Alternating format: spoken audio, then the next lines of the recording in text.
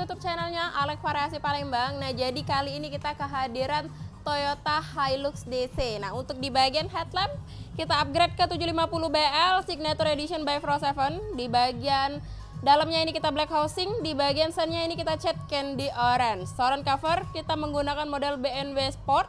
Lanjut lagi kita ke bagian bawah. Ini di bagian fog lamp kita pasangin P735F yang Mark 3. Oke, nyalain senja. Nah, untuk di bagian surround covernya ini kita menggunakan warna biru. Dan untuk di bagian diamondnya ini kita gunain yang diamond matrix. Jadi udah bisa digonta-ganti atau diamond RGB. Ini bebas pilih warna. Ada yang satu warna.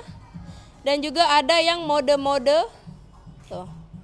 Jadi bebas keinginan customer ya guys. Nyalain headlamp, fog lamp.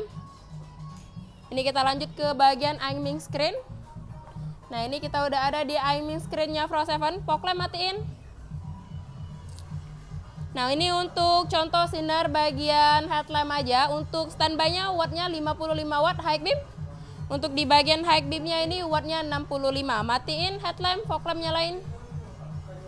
Nah, ini untuk di bagian fog lamp untuk wattnya 45 watt, bisa high beam juga.